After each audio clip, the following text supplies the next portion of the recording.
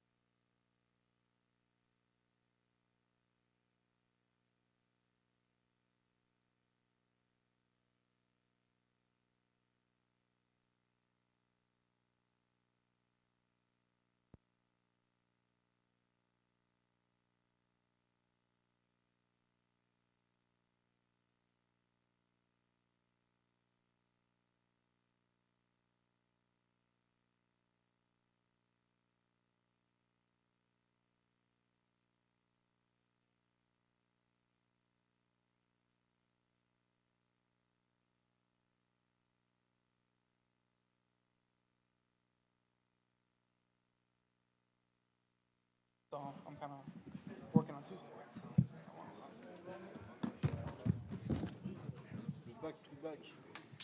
Trying to keep it up. Smelling like cigarettes up here. You take 3 guesses why.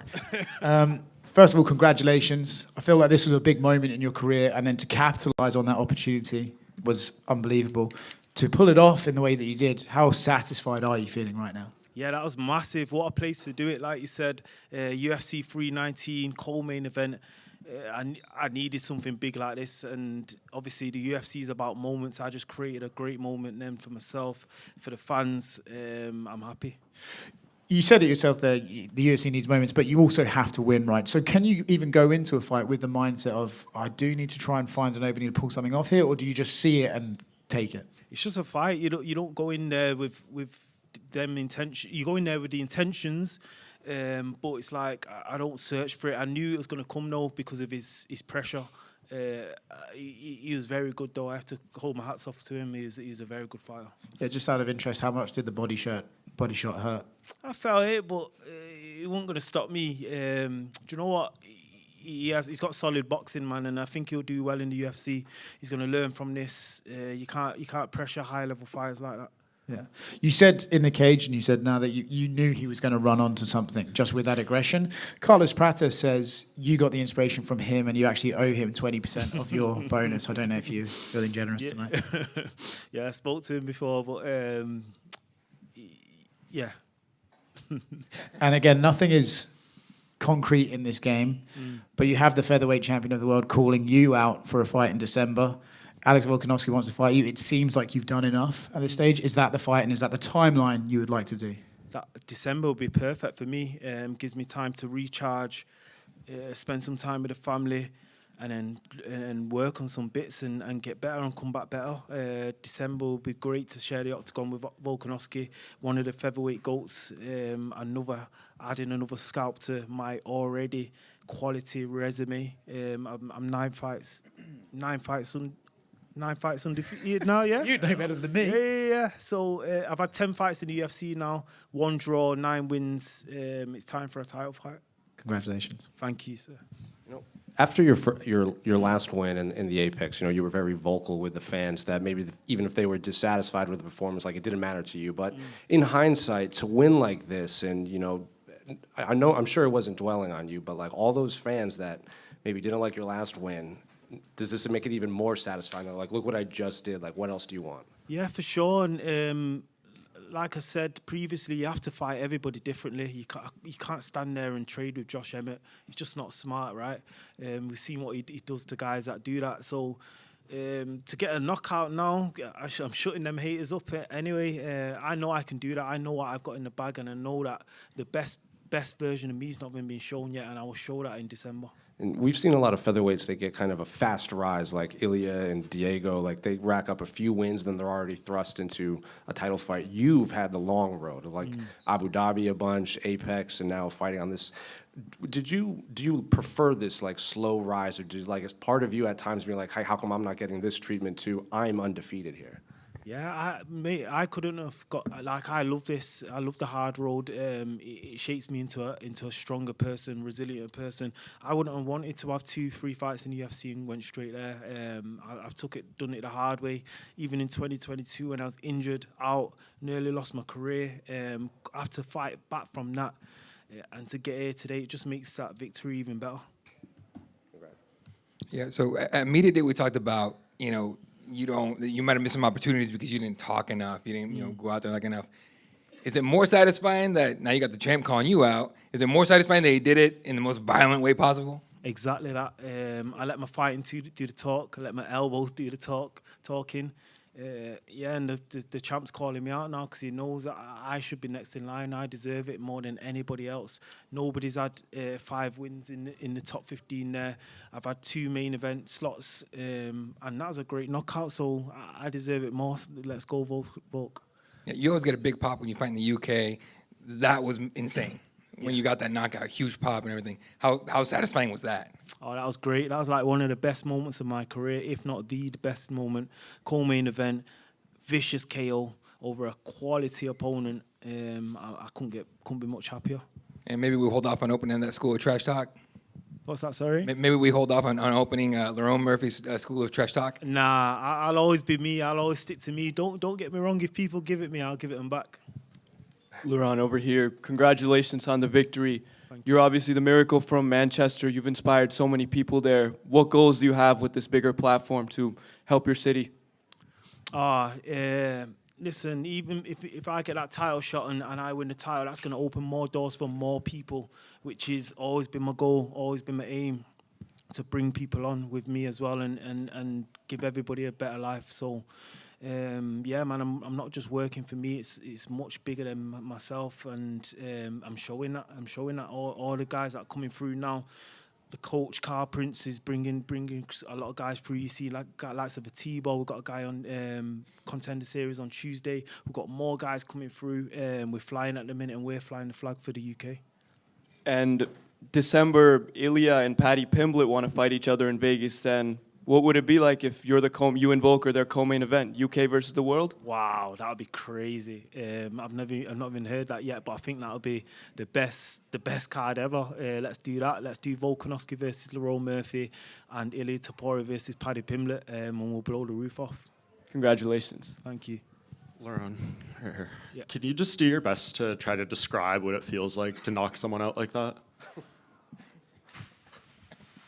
It's just, do you know what? It's more, I don't even know. It's like a relief. Obviously, you've had all the pressure on you for that day, and then you have some beast in front of you, and you just put him to sleep like that, and the crowd roars. It's like it's only something you can dream of. I can't even put it into words. Is it like the perfect moment to do into a title fight? Because, you know, the past 5 were decisions, and now you go into your biggest fight having done that to someone and, you know, showing you're capable. Yeah, for sure. And it's not been like, I don't know why everyone like puts decisions down so much. It's like, that's just a fight. When you're fighting the top level guys, it's sometimes they're harder to finish. But I feel like I've looked good in all the fights. Some fights have looked better than in others, but that's just the way the game goes. You can't finish everybody, but it's good to get a finish now. Can you give us an early breakdown of what a fight versus Volkanovski looks like in your mind? Ooh, I think it'd be a barn burner. I think it'd be a great fight, and I'll push the pace in that fight, and I'll look for the finish again. Sorry, one more for me. Did you get to talk to Aaron after the fight at all? Nah, I didn't, but I wanted to, but I've not seen him. All right, gotcha. Thank you.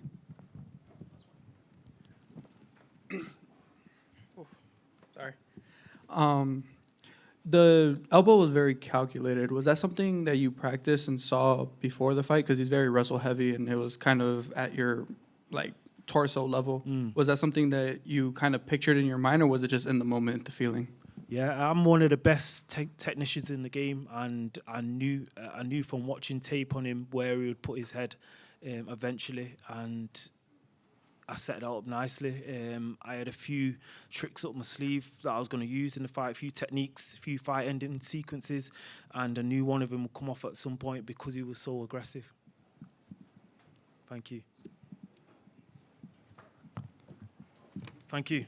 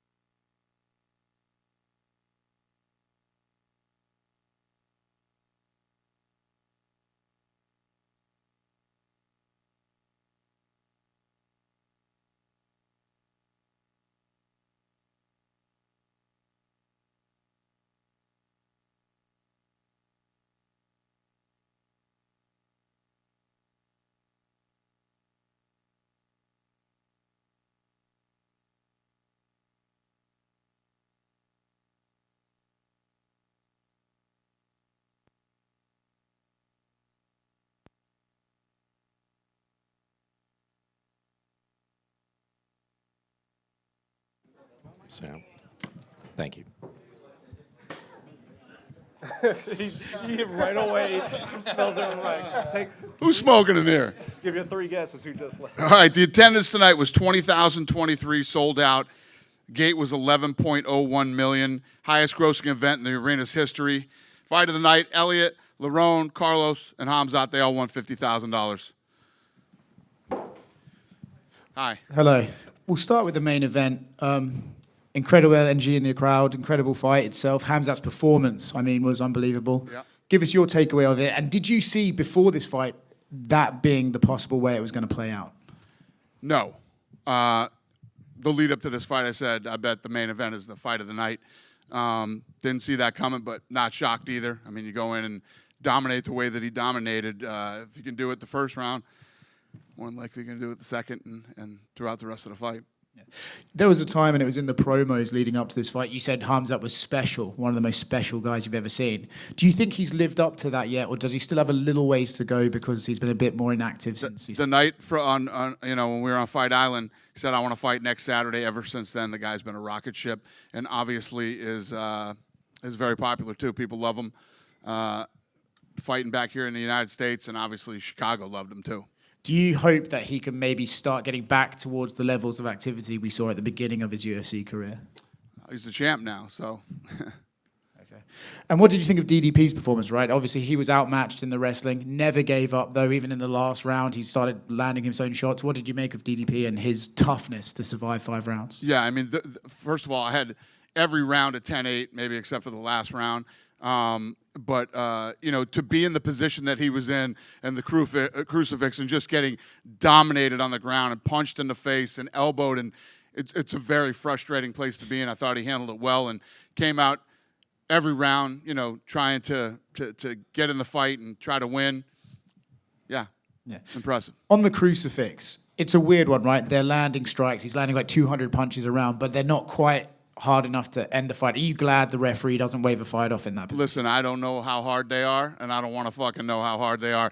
Nobody wants to be in a crucifix getting punched in the head like that. It's got to be the most frustrating, suck the heart and soul right out of you type thing to happen. And just getting dominated on the ground the way that he did is no fun for anybody. I wouldn't say that, he's getting pitted-patted striked. I mean, his face was pretty busted up.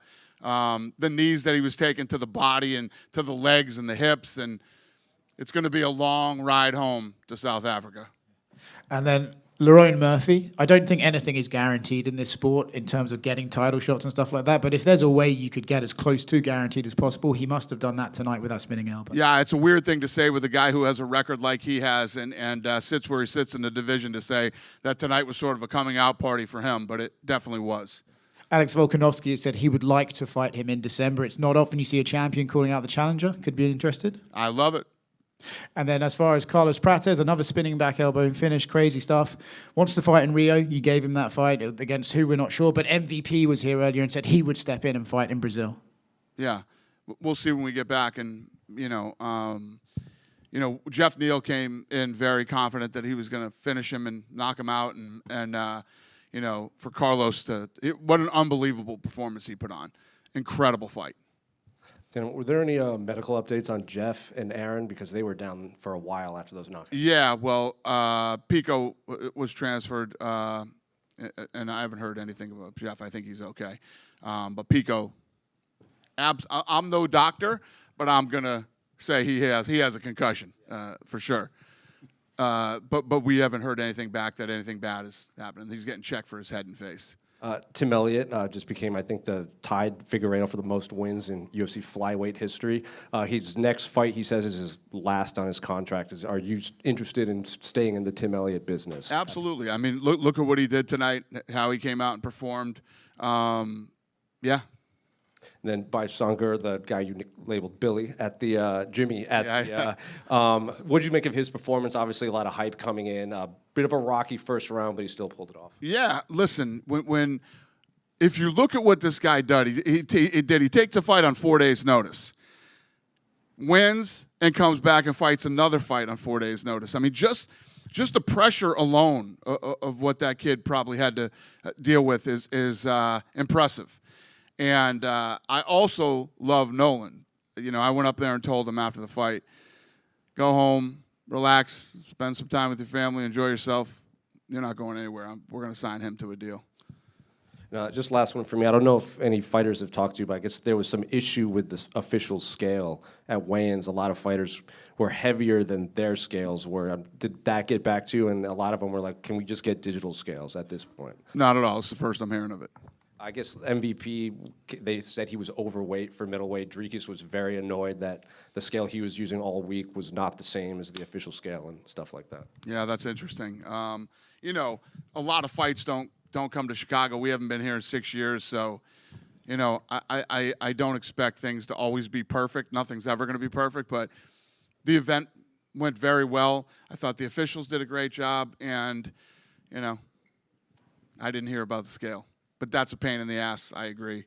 It's unfortunate that it happened. Dana, speaking of the scales, Brian Battle missed weight for this card. It was second straight weight miss in 2 different divisions. People are just wondering kind of what his status is after that. I haven't thought about it yet. We'll get home and figure it out. Yeah. How big do you think Khamzat can be? Like, our numbers this week have felt, you know, kind of extraordinary. I don't know it, the pay-per-view, all that type of stuff. I agree. No, we felt the same. Yeah, do you feel like he can be the biggest star in the sport soon here? Yeah, I mean, he's a big star now. I mean, he's a big star. I mean, when you're asking me, you're saying how much bigger can he be? I don't know. We'll see. But he's already a big star. Everything about this fight was big, from pay-per-view to all the numbers that we were looking at. And just being here in Chicago, I mean, the last 3 days here felt big. Mm-hmm. Tonight in the arena was insane. Yeah, he's a star. I don't know if you're asking me how much more of a star can he be. We'll see. He had said all fight week he wants to turn around and fight in Abu Dhabi. Is that something you would consider, or do you feel like with the heavyweight title already on that card, like he maybe? I just had a kid fight Tuesday and wanted to turn around and come here. I would Abu Dhabi. I would definitely consider. Yeah, and I mean, so many great potential contenders right now, right? We have the great Fluffy win, Renier de Ridder. We have a huge fight in Paris. Are you just kind of waiting for the Paris one and then maybe see the lay of the land of who could be next? I'm waiting for Tuesday, and then but yeah, I agree with everything you just said. Yeah, and a lot of talk this week about the new TV deal, all that type of stuff. I know probably not much has changed in terms of meetings or anything since Tuesday, but I'm curious, when you talk about the bonuses and changing that, would you ever consider implementing just a finish bonus instead of performance ones? Like, you got to finish, that's the bonus for you? I mean, finishes are part of it. Finishes are part of the. I mean, when you think about it, other than Khamzat, the finishes were the other bonuses. But I mean, I think you have to mix everything into the equation. A great performance. You know, I don't want to put myself in a box with just finishes. Mm-hmm. And on the topic of fire pay, some people were wondering if you would ever consider moving away from the show win model and maybe doing like flat purses across the. Listen, man, this business has worked just fine. Oh, yeah. The model isn't broken. You know, I love when people who have no fucking idea what they're talking about and don't know anything about the business give input. It's fun. There was a report that the UFC Apex is going to be expanded to have like 10 to 15,000. That was the biggest bullshit story ever written. It's fucking unbelievable. They quoted people that literally said nothing to them, never spoke to them or anything. That entire story was a fucking absolute bullshit lie. The craziest thing we've ever seen. I fucking called Lerone and said, Lerone, this whole story is a lie. Everything about it is a lie, including the people that they quoted. Never talked to them. So how does that happen? How does that happen, Lerone, the head of PR for the UFC? What did she say? What's the answer? I don't know. They said we're sorry. Okay. They said we're sorry, and they did do a retraction and change it. Okay, so you're satisfied with the recent construction to the Apex? That's how it's going to be. Yes, I mean, to think that if you look at the construction that's going on at the Apex, to even think that it's going to be a 10,000 seat arena, anyway. Yeah, it's fucking unbelievable. Complete lie. Everything about that story was a lie. Yeah, I got a question about bonuses. So today it seemed like there was kind of a new thing where there were like instantaneous, the fighters were notified in the... That's not a new thing. I mean, did you see the fights? No, I mean, they definitely deserved it, but I usually... It was the last 3 fights, so I mean, I was looking at the fights from earlier. They were good, and there was some impressive stuff. Those two fights were like, yeah, holy shit. Yeah, yeah. And I knew nothing before it had beat it. And anything after, if anything else was crazier than those, I'd have paid the money. I'd have just said, all right. Yeah, I was just wondering if that was kind of going to be a new thing moving forward, where you like fighters. When shit like that happens again, yes, that will be a new thing that will happen moving forward. I mean, if those fights were the second fight on the entire night, I would have said the same thing.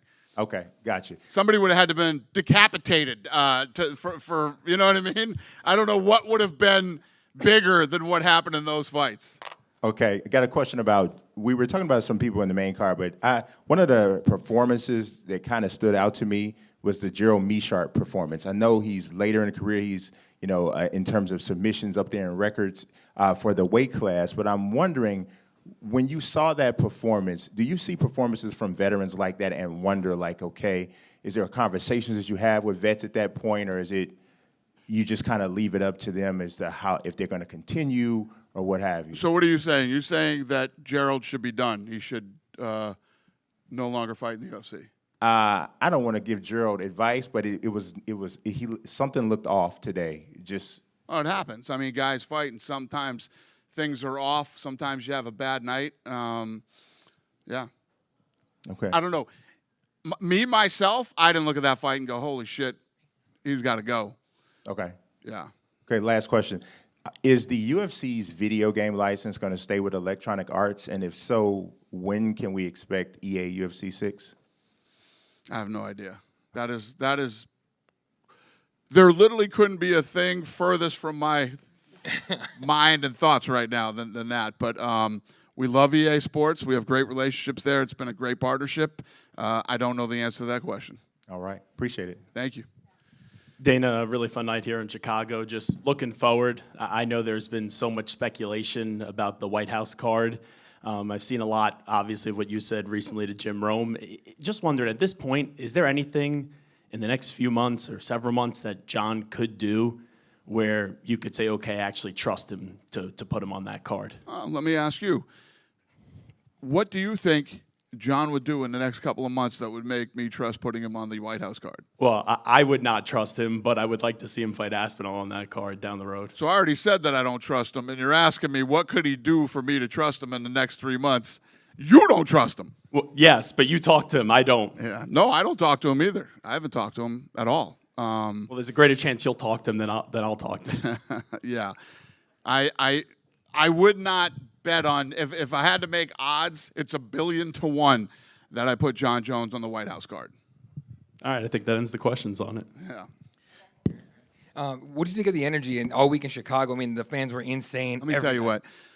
This city is awesome. It's beautiful. The food is off the charts, and to be back here after 6 years, the arena was really, really good to us, and the fans here were amazing. It was an incredible week, and I'm glad we chose to come here with this fight. Speaking of food, you already said earlier on, you told Gary Breck on video, you're just like, hey, sorry. Yeah, no, I've had Lou Malnati's twice since I've been here. I ate at Portillo's.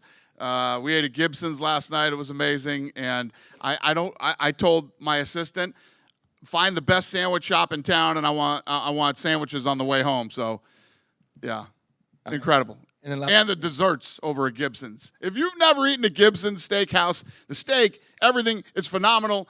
The desserts are some of the best desserts you'll ever have. They're massive.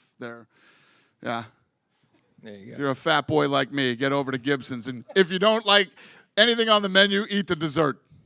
There you go. Last one for me. Just a question for about Joseph Morales. How do you put, I guess, how do you look at his story? Leaving the UFC in 2019, going to Cage Warriors, going around, earning a spot on The Ultimate Fighter, and then winning the entire thing to come back and earn a spot back. Yeah. Oh, yeah. I didn't know where you were going with that at first. Yeah. Great story. I mean, what the kid has accomplished after, I wouldn't call him down and out, but, the position he was in, and to come back and win this, it's incredible. I love stories like that. And And I love, for these two kids to come off the Contender Series. And, he comes off the Contender Series, and then Nolan takes the fight on 4 days' notice. They come in and put on a fight like that. I put them on the main event on ESPN, and they come in and deliver like they did. I love that shit. This is what it's all about. That's why I told Nolan, go home. Enjoy yourself. I respect you for stepping up, and you're not going anywhere. And that kid's a dog. I mean, he fought like a dog. Former Marine, another great story. I love it. So we're going to take care of him. We'll see him fighting again in the UFC. Right here in the middle. Go ahead. Sock set. Oh, yeah. Everybody's been saying it all week. It's been 6 years since the UFC has returned to, or has been in Chicago. Was there any specific reason why it's taken so long? Yeah, COVID. COVID happened, and then once the world started, you knew my stance during, the whole COVID thing. We went through COVID, and then when everything opened up again, I was only going to states that were easy to do business in, and only going to states that would let me do full arenas. So that happened for a couple of years or whatever, and then, then we hadn't been to so many places. There's so many options right now. But like I said, it's good to be back. And as you said, there's so many options, but with a night like tonight, is Chicago sort of on the top tier of that list after tonight? Yeah. I mean, I love Chicago. I literally have been up here yapping for 15 minutes about how much I love it here. We'll just have to see how this plays out. Schedule-wise and with the new network and all the things that we got going on. We'll see. But, yeah, I mean, I'm going to come back to Chicago as much as possible. Thank you. Thank you. Dana, over here real quick. Speaking of the new network deal, how much, I know you probably want to build as big of a card as possible for that first Paramount card.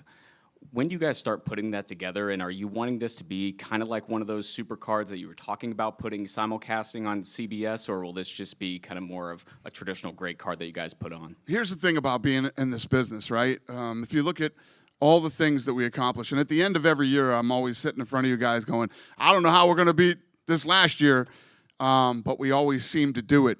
You never stop proving yourself. You always have to get out and keep grinding. And in September, we're getting together. We're getting both the teams, my team and their team, together. We're going to start game planning and working on how this is all going to work and how we can all work together. And ESPN has been incredible. These guys are like, we're going to help you as much as we can in the transition. Anything you need from us. We have an incredible relationship with them. I still have an incredible relationship with Fox. And we had a good relationship with Spike when we left there too.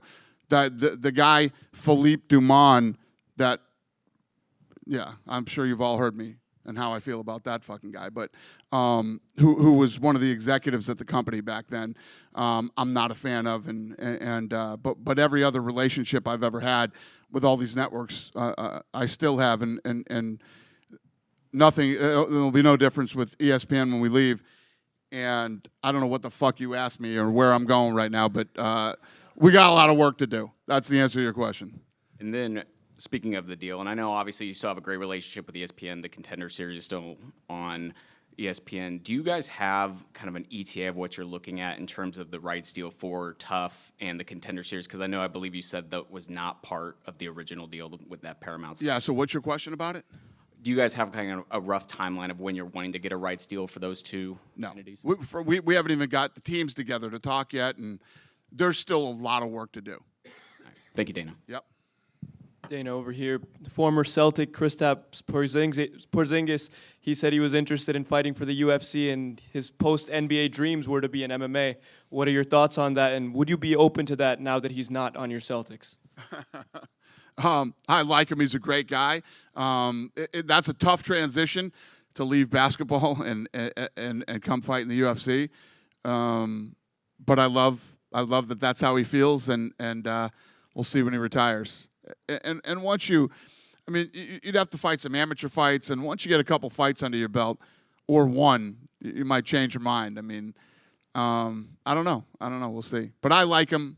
I'm not gonna, say I wouldn't do anything with the guy or anything like that. consider him a friend. So Congrats on a great night. thanks, brother. Appreciate it. You guys done with me? Yeah? Have a great night. Thanks, guys. And thank you, Chicago.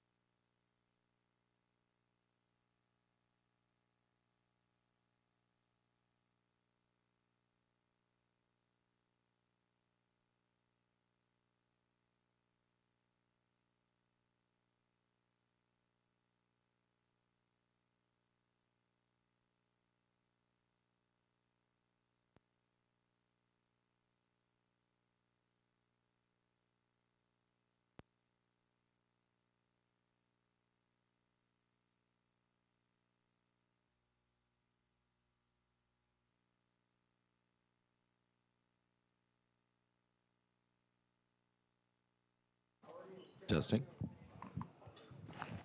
Just in case. Thank you, Fabiano. Thank you, Fabiano.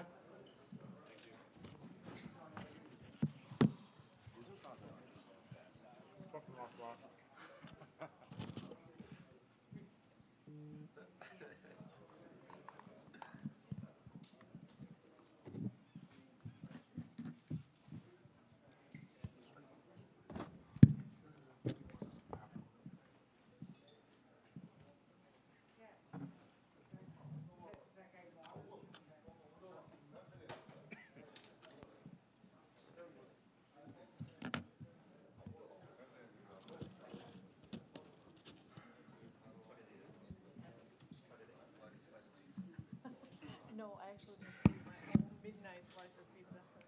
I didn't get to experience the Chicago deep.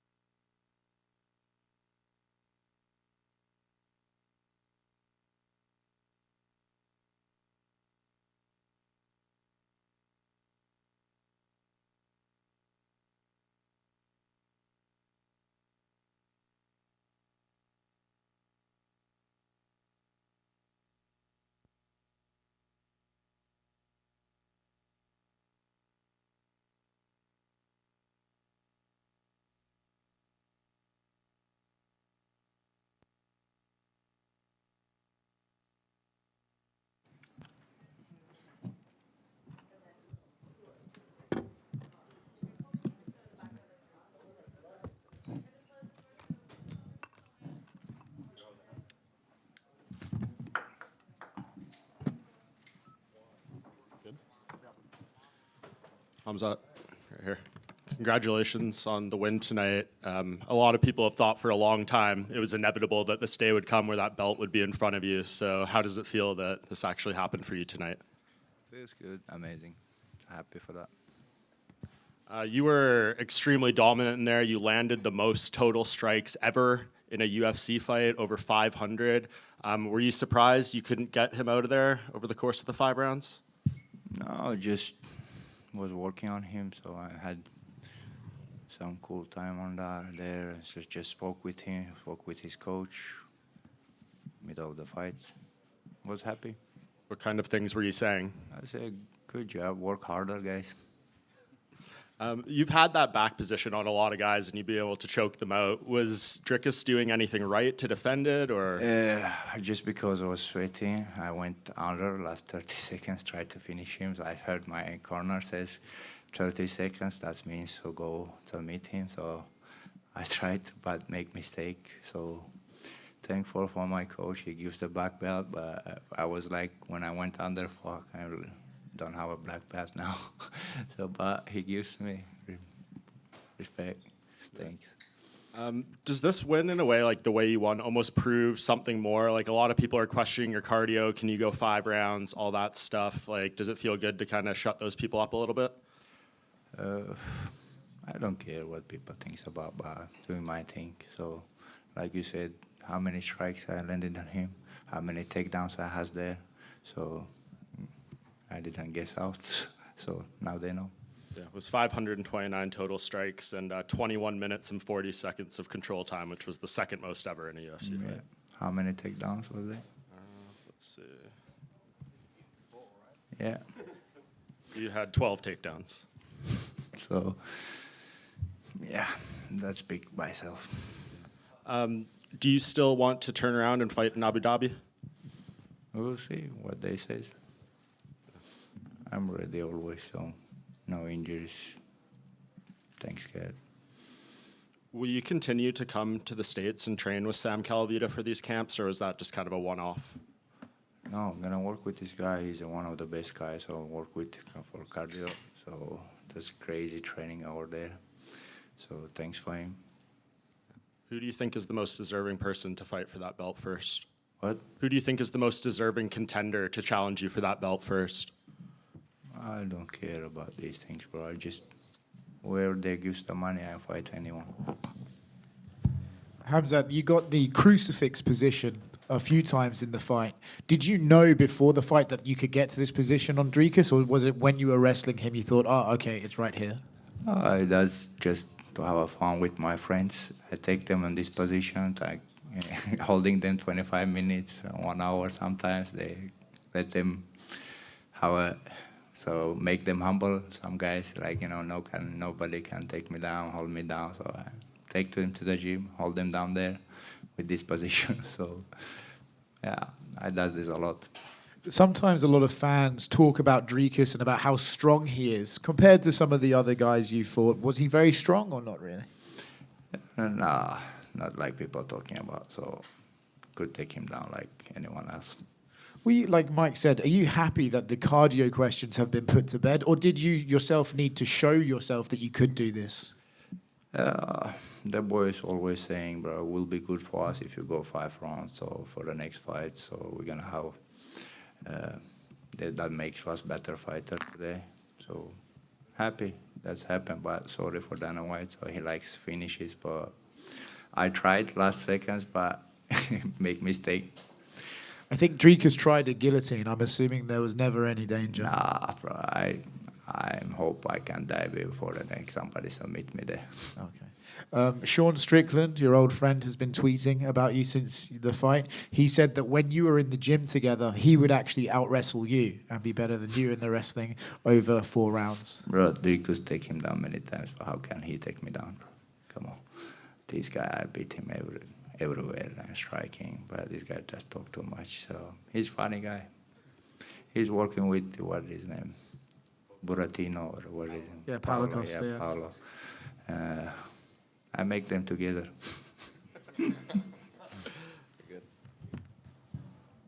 Khamzat, over here. Congratulations on the victory. You obviously represent Dubai, Chechnya, and you used to represent Sweden. There's so many Swedish fans that are so happy for you. How much did your time in Sweden mean in your career? That's always will respect the country. I've been there, like become a fighter. A couple of years I've been there, so people think I left the country. I never been like citizens in Sweden. I just been there like without papers. I just working there. So I moved to a Muslim country. I felt much comfortable. I fought there before. They give me big support always. That's why. But I always go back. I have a lot of Swedish friends and Swedish. And my family also, they has whole family has Swedish passport out me, so always there. Very special. And your teammate, Baisangur Susurkayev, he fought twice in 4 days.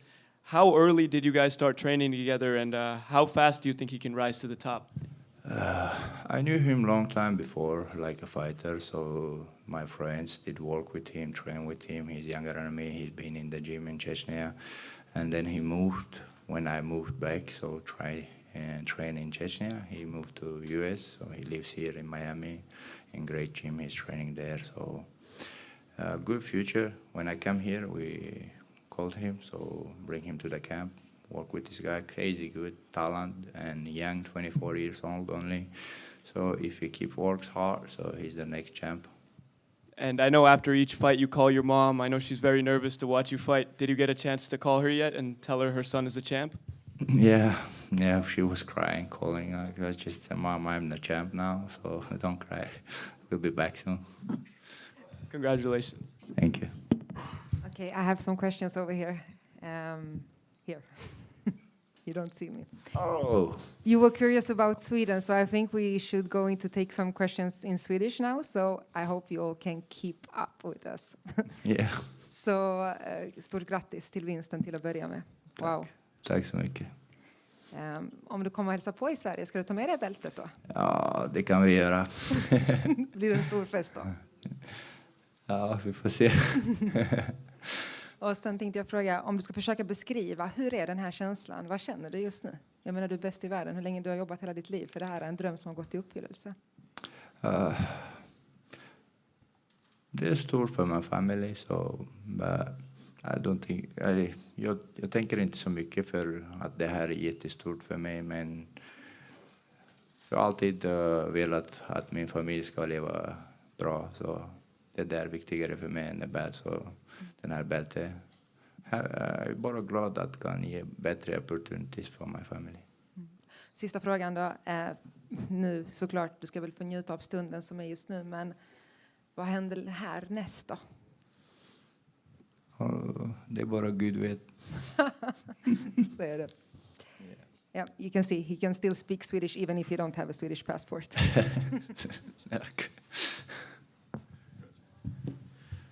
So for this fight, you came in a little bit underweight at 183. Is 170 a still possibility for you to make that weight? I don't know, bro. Just I'm gonna go to a hotel, joke with my friends, enjoy. Then we will see what coaches they say, they decide, and you see what Dana White wants. So we'll see. Before, you had mentioned that you wanted to become the first ever UFC triple champion. Obviously, we're one belt down. Is there a possibility of maybe not triple champion, but maybe double champion at 205? If God wants, we'll do it. But I'm ready to fight anyone. Go up, go down. So if I don't die, I will be here. Congratulations. Thank you. Khamzat, congratulations on winning the title. My question is, can you just talk about just the fan support for you all week? It just seemed like Chicago really loved you and really wanted to see you win the title. Now that you've won it, would you be interested in fighting in America moving forward? And would you be interested in potentially fighting here again, considering that the crowd support is the exact same? And again, congratulations. Of course, US, in US, when I always come back, so a lot of fans loving me, and also they support me. Thanks for them. Chicago being crazy, I felt like a home, so thanks for those guys. And always will be happy to be back and fight here and give good show. Thank you.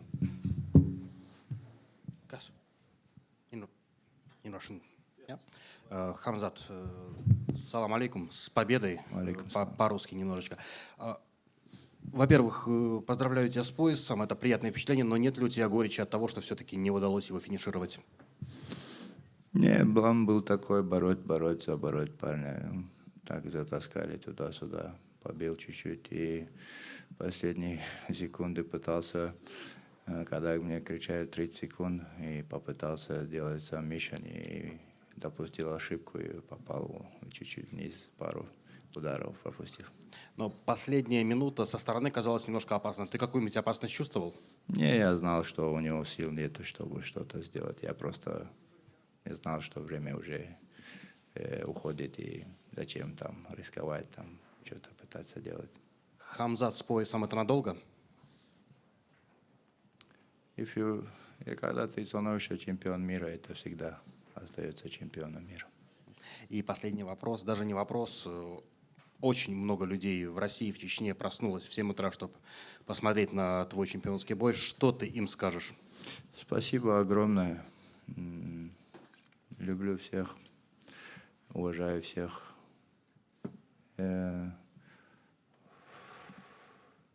Огромная благодарность. Спасибо, с победой. Спасибо.